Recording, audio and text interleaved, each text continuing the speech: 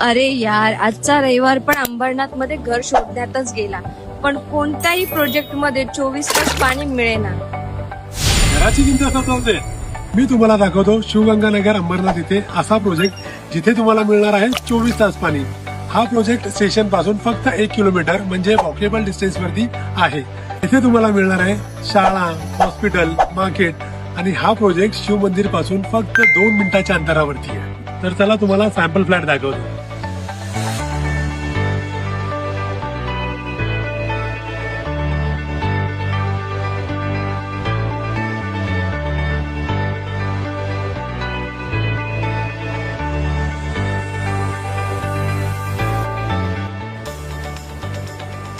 कसा वाटला तुम्हाला हा प्रोजेक्ट? खूप छान.